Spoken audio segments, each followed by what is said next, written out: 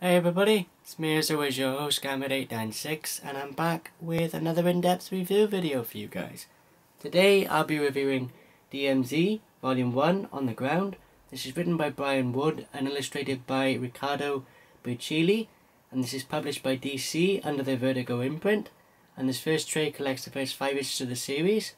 The premise for this story is that America has plunged into a second civil war after 5 years of infighting from anti-establishment militias and the US military, and after 5 years of infighting there's been a tentative ceasefire, and so into this DMZ zone in Manhattan in New York City is plunged a young photojournalist by the name of Matty Roth, who has been given this once-in-a-lifetime opportunity to go into the DMZ zone and to report on what is actually going on within the DMZ.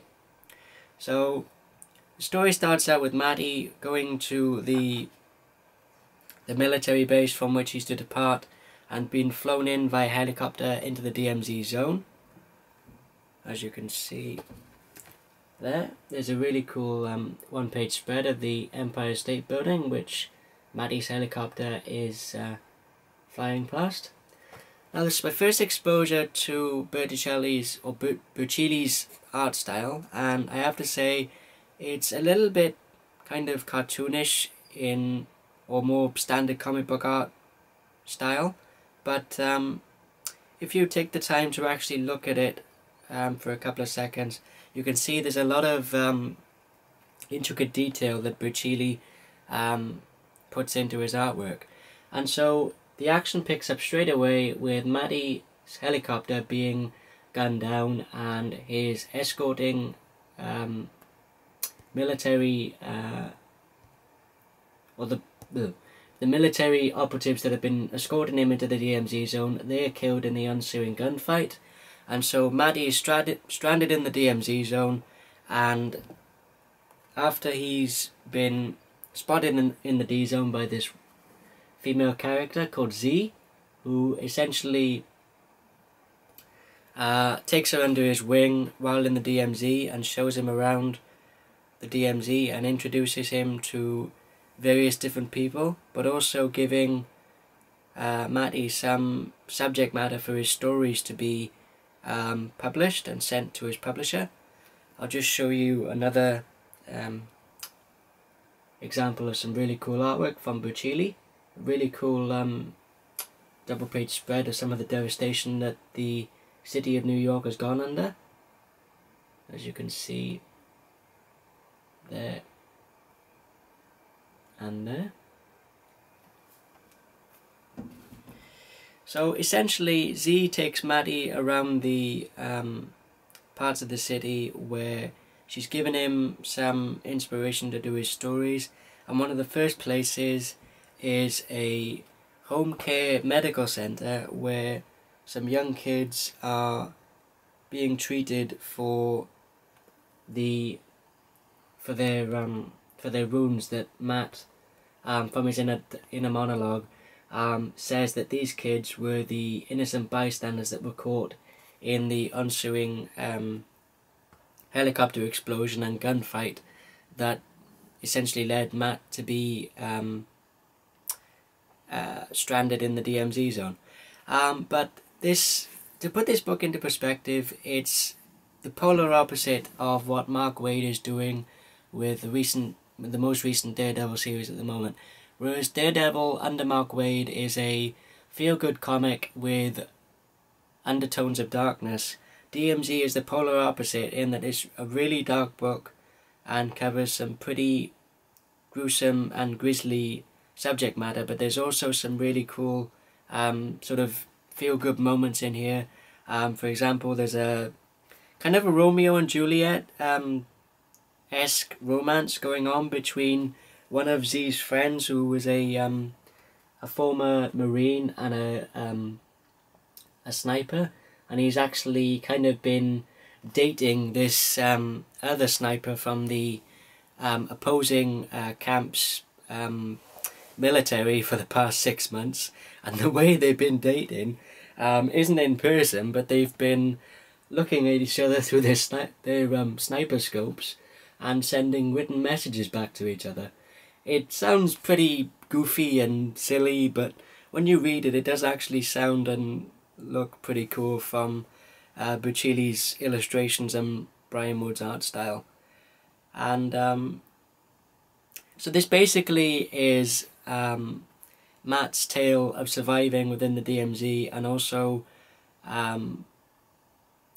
discovering that Z is one of the locals in the DMZ zone, and she feels that the US military that are sent in to scour the city and basically police the DMZ zone are responsible for all of these innocent people getting hurt or losing their lives, essentially.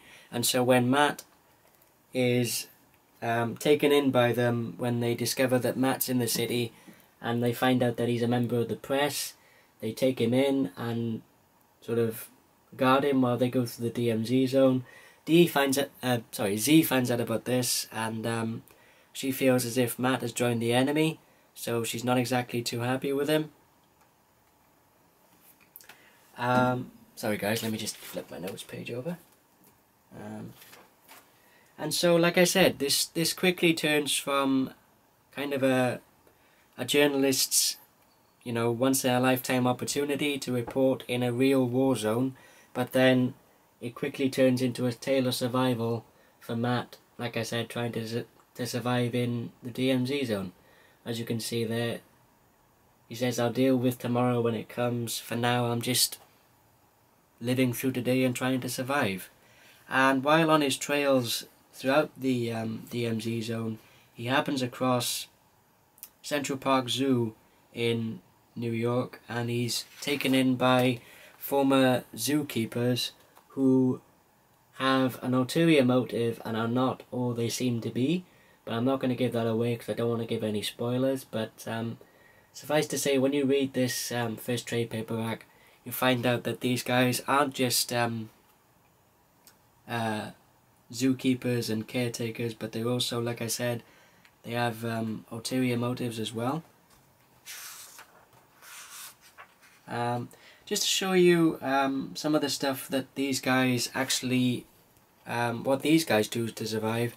They have their own power supply. They can grow foods within the basement of the Central Park Zoo, and they have their own living quarters, and they've been growing bamboo, of all things, for the natural habitat for the pandas in the zoo, but also using it for trading, for other valuables from various different other militias or groups of gangs that have popped up in the city.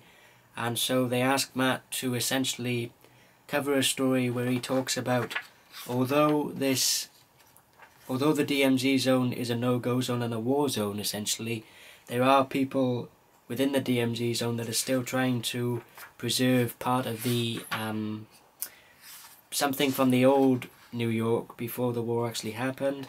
And so the zookeepers and caretakers ask Matt to cover their story, but it doesn't go according to plan. I'll just show you some more of the actually, I'll show you some of the landscapes that Burchielli actually draws in the later issues. Here's an example of a snow-covered New York City, which Matty is being taken on patrol on by the members of the caretakers from Central Park Zoo, as you can see there and there. So there's a lot of detail in the people and the surrounding areas, but also in the landscapes as well. Like Burchielli draws, you know, like I said, natural weather effects like snow really, really well, and there's a really good level of detail in his artwork, as you can see there.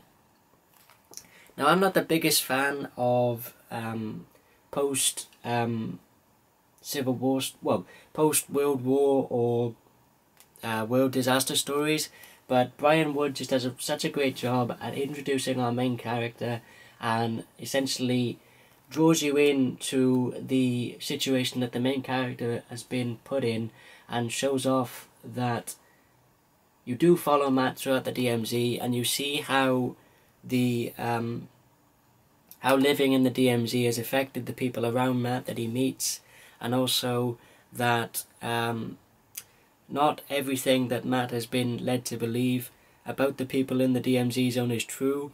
For example, apparently, according to the media and the TV coverage at the DMZ before Matt was flown in, apparently the people lived on rats and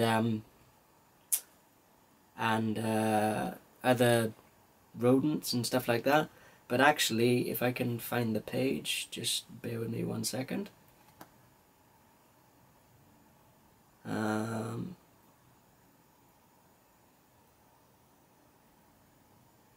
Here we are.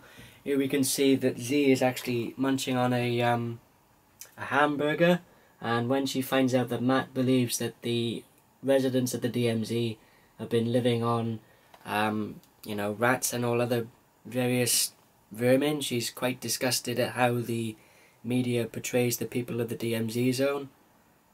And like I said, with the young kids that have been wounded in the violence that's gone on in the DMZ, that kind of pulls at your heartstrings, in the respect that they don't get many medical supplies as often as they need to, and they're quite you know, supplies are quite scarce within this DMZ zone.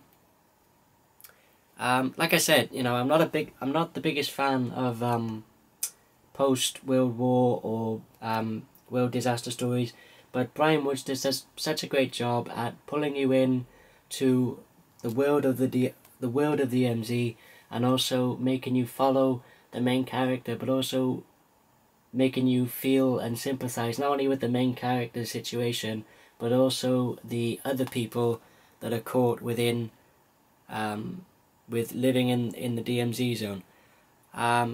If you're a fan of Brian Wood, or if you're a fan of Vertigo, or if you're a fan of World War disaster stories, I definitely think that DMZ is well worth checking out. If I had to give this first volume a rating, I'd give it a 4.5 out of 5. I'm really interested to see where this story goes.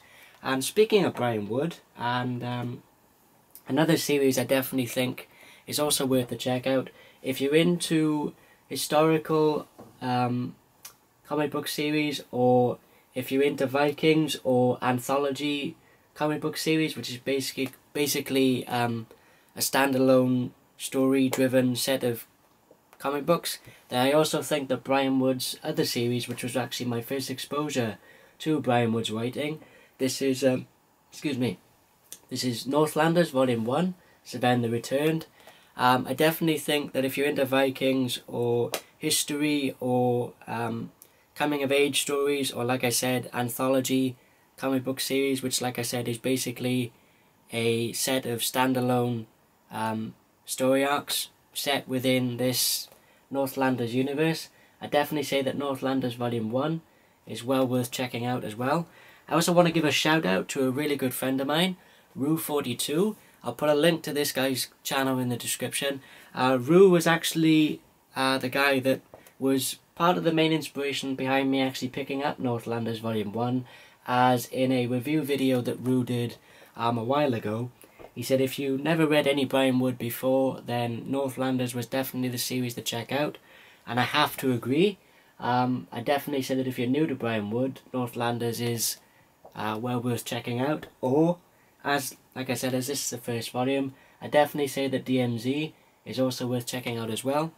Like I said, I definitely recommend it if you're a fan of Brian Wood, Vertigo comics, or if you're a fan of World War disaster